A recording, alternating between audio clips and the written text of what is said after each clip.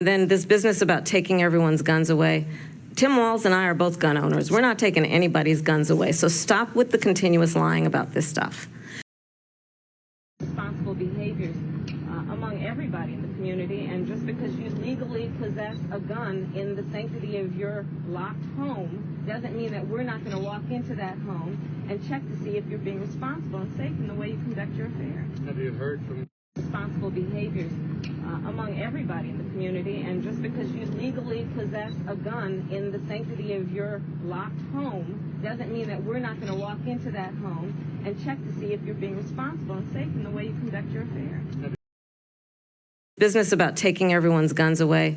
Tim Walz and I are both gun owners. We're not taking anybody's guns away, so stop with the continuous lying about this stuff. As it relates to weapons that were purchased before 1994. What would you do the about multimedia the marketplace. millions of, specifically, assault weapons that are already in circulation? What do you do about those? Well, there are approximately 5 million, to your point, Craig. We have to have a buyback program, and I support a mandatory buyback the program. multimedia marketplace. We got to do it the right way. But there are 5 million at least, some estimate as many as 10 million. And we're going to have smart public policy that's about taking those off the streets, multimedia but doing marketplace. it in the right way. Then this business about taking everyone's guns away. Tim Walz and I are both gun owners. We're not taking anybody's guns away, so stop with the continuous lying about this stuff. I'm prepared to take executive action and put in place a ban on the importation of assault weapons into our country. But we still have to deal with the over 2 million assault weapons that are currently in the streets of America. And so a buyback program is a good idea. If Congress fails to act, I'll give them 100 days to put a bill on my desk for signature. And if they do not do it, I will put in place by executive action a comprehensive background check requirement and a ban on the assault weapons and the importation of assault weapons into our country. I'm done. And that's why we will work to pass universal background checks, red flag laws, and an assault weapons ban. And then this business about taking everyone's guns away. Tim Walz and I are both gun owners. We're not taking anybody's guns away, so stop with the continuous lying about this stuff. I support buybacks, and I think that, look, we have 5 million assault weapons on the streets of America, and we have 5 million assault weapons on the streets of America. And assault weapons have been designed to kill a lot of human beings quickly. They are weapons of war, and there is no place for them on a civil society, on the streets of a civil society. And it's something I'm so passionate about and so looking forward to being president to address. We've got to deal with this. How mandatory is your gun buyback program? It's mandatory. Second Amendment? The Second Amendment, listen, we're going to have to do it the right way. There's no question about that. But we don't have any, we have to get these guns off the street.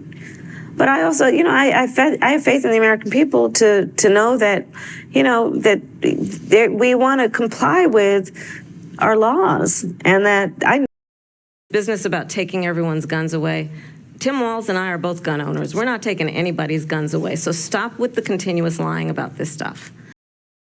We're not taking anybody's guns away, so stop with the continuous lying about this stuff. I support buybacks, and it's something I'm so passionate about and so looking forward to being president to address. We've got to deal with this. How mandatory is your gun buyback program? It's mandatory. First of all, yes, I am a gun owner, and Tim Walz is a gun owner, and we're not trying to take anybody's guns away from them. But we do need an assault weapons ban. Assault weapons are designed to kill a lot of human beings quickly, and have no place, I'm going to get to it. Yes. And have no place on the streets of a civil society. We need universal background checks, which, to your point about handguns, is about saying that it is just reasonable to want reasonable gun safety laws that say we should do background checks, that we ought to know. It's just reasonable. You might want to know before someone can buy a lethal weapon if they've been found by a court to be a danger to themselves or others. You might just want to know. And respectfully, we do understand that. But you're asking yes. about... I'm asking specifically about handguns, because many of those handguns aren't purchased in places. Universal background checks apply to handguns. Yes. do. But in And many instances, those handguns aren't even bought lawfully. Yes. Which is why I also have been very adamant for years. In fact, I myself protested at a gun show probably 10, 15 years ago about the gun show loophole and why we need to close that.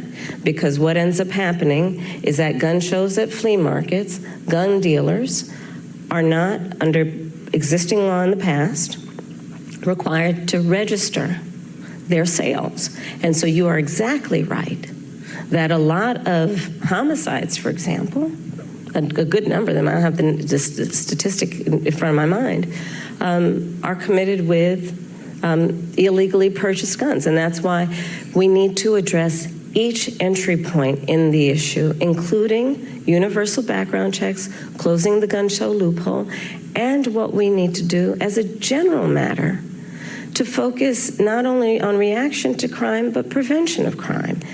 So you're raising a very important issue that has many facets, including what we need to do in terms of reasonable gun safety laws and what we need to do around crime prevention, what we need to do around crime deterrence. But listen, I have personally prosecuted homicide cases.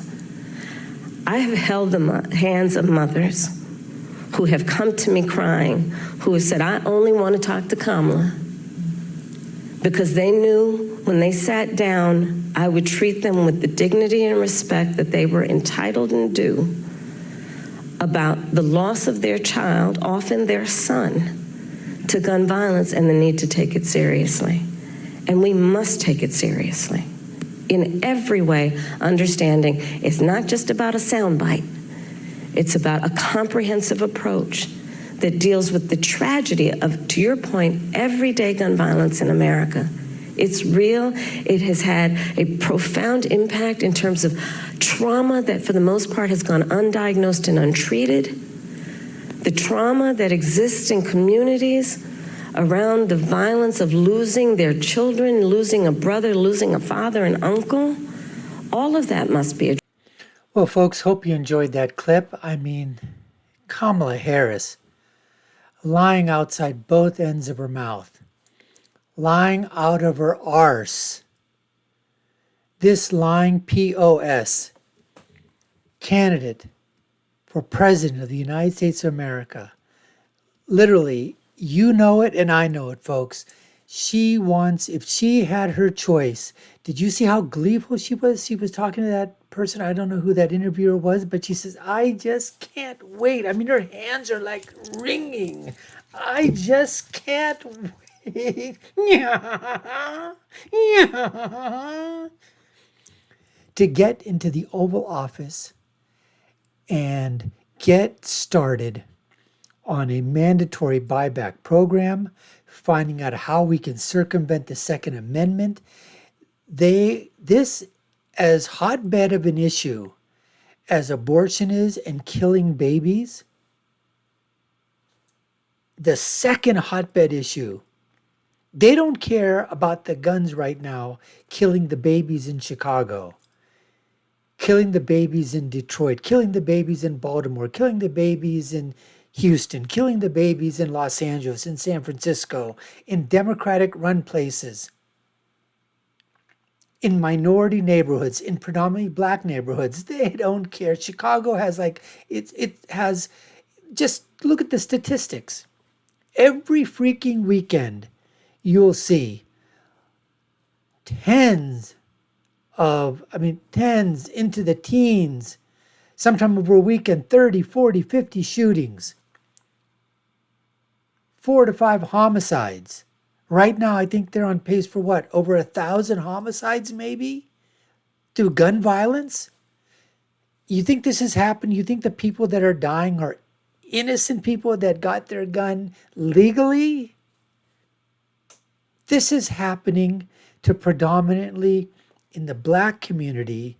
These are gangster-related, drug-related, gang-related deaths that are occurring for the most part.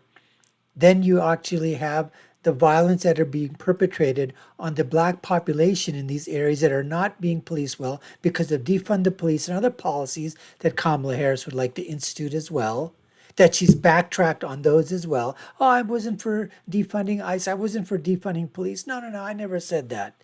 As you said before, she has the nerve, the audacity, the temerity to basically say, stop it, Donald Trump. You stop it. Quit saying that Tim and I, who are gun owners, we want you. Stop it. Stop it. Stop it. Stop it. Stop it.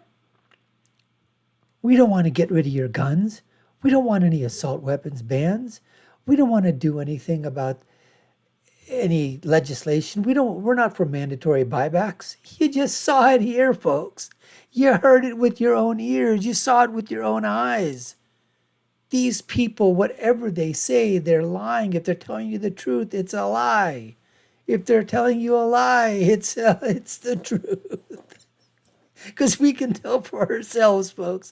Anyways, we appreciate you taking the time to watch. You've been watching the Dr. Nasser Shake Show. I've been your host. My name is Dr. Nasser. If you haven't done so already, you know what to do. Subscribe, like, share, comment below. Let me know what you think. Do you really believe Kamala Harris when she says she's become a Second Amendment proponent? Or do you think she's lying out of her arse? Love to hear your thoughts on it. My final thought is always, when you're right, you're right. And when you're left, you're wrong. Until next time, folks, take care and stay safe.